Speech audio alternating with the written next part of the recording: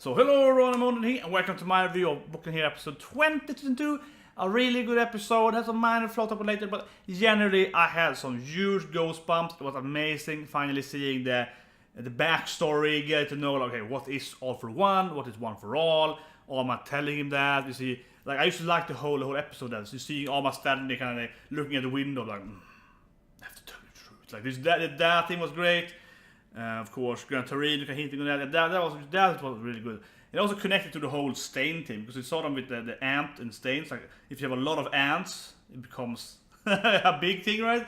And they were like, yeah, this guy had an army of people, and they were like, so that was really good too. How they were both kind of over that, and also I like the whole editing or what we call it, the aesthetics, I guess, aesthetics of the backstory.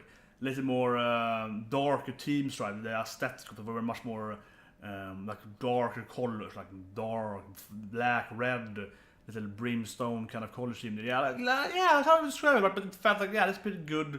It feels more like, nowhere something which is quite heavy, and then I also connected with Stain and so on as well. So that was really good. And of course, I already read a manga before this, so I'm trying to not spoil too much. Because obviously, as always in any anime and manga, there is more to the story, right?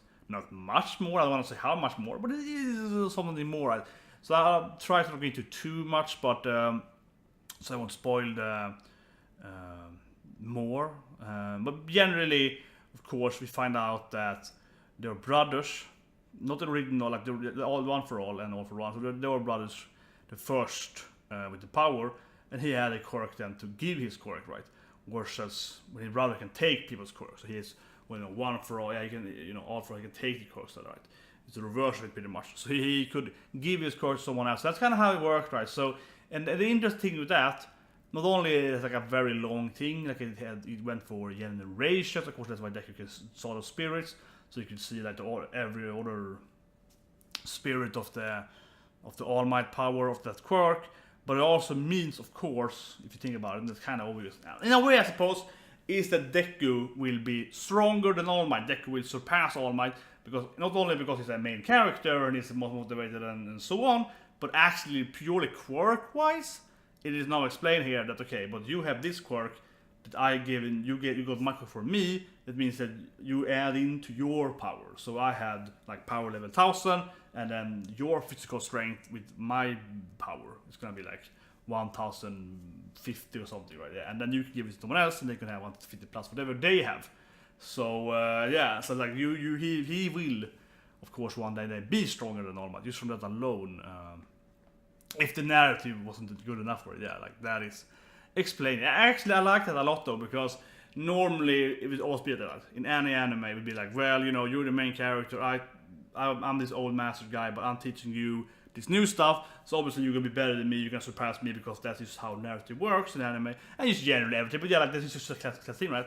But here it's like, well, I gave you my powers, and my powers are combined with the next power level, so you're gonna be just stronger than me, just from that. You're gonna have more power than me eventually. So yeah, so that at least explains it on that level as well. So that's great. And of course, we also kind of conclude the whole thing why All Might is so injured, because if he was fighting the All for One person then, which of course we see in the ending. We see him in the very end, after the ending.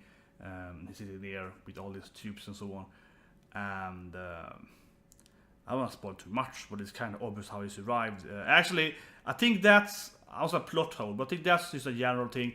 Same in the manga, I mean, the anime thing is generally for my hero. That is a little weird that he actually did survive the whole All Might thing. Or that All Might didn't kill him, because it's kind of like, well, no, All Might's a good guy, but All Might kind of confirms that the way it talks about him, it's like, well, he could take people's powers. But okay, so couldn't he take someone like a Wolverine power? Like, it's actually no one with healing powers, like Recovery Girl, that I can remember in my hero. No one is like, like strict up like healing and stuff, but obviously someone could have powers. And I think it's fair to assume that a quirk gives you whatever, like, next level of humanity, so you probably get a little better healing capabilities generally. And if you take people's power in general, probably that's better. But yeah, like he always talks about that. It's like, yeah, like, so why wouldn't you not finish the whole the whole thing there and just let him be, right? Because that makes it be a little weird. And also that's why I kind of, when all my understands, he's actually back in, I can't remember, episode 17, 16, something like that. I think that scene isn't that good, right? That episode, because kind of like it feels a little like, yeah, obviously it's back. Like, what did you expect, man? Like, he has the power to get any other power. So yeah, and you did not, whatever, like get into jail, something like that. So like, yeah, obviously he's gonna be back eventually with his powers. Like, he's been alive since that flashback, right? Like, the flashback confirms that the main antagonist here behind everything has actually been alive since I think it's like 6 or 7 generations of people. Of course, those people might not have lived like a full life, so you are talking about people that lived, until they were 60, 70, 80, so on.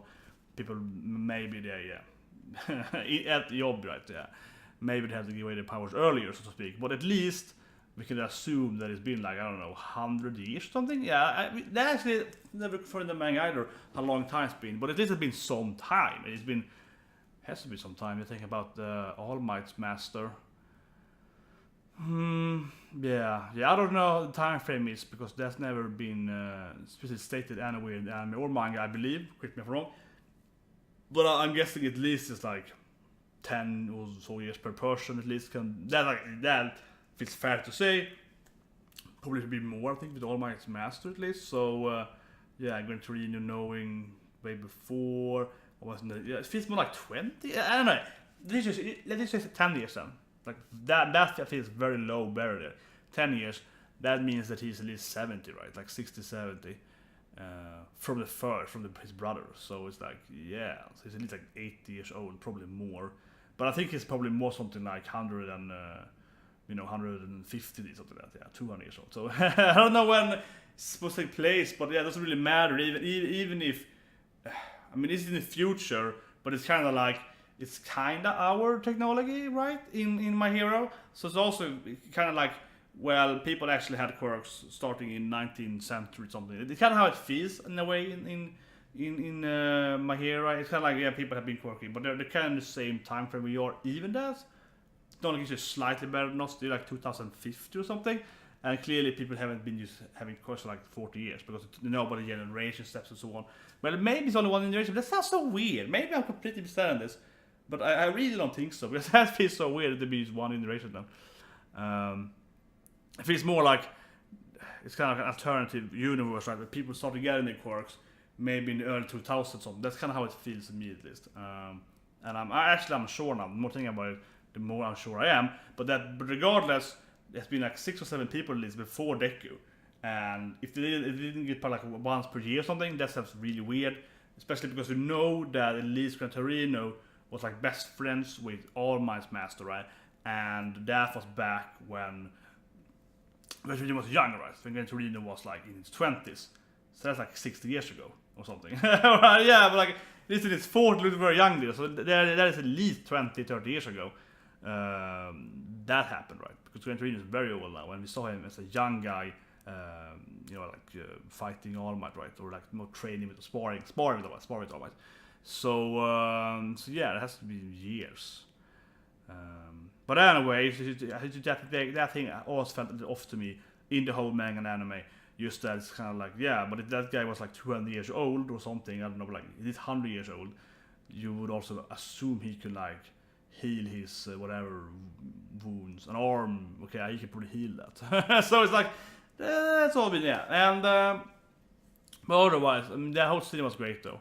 The scene was great. I'm more talking about the general story, I guess. But I love this episode. It was really, really good.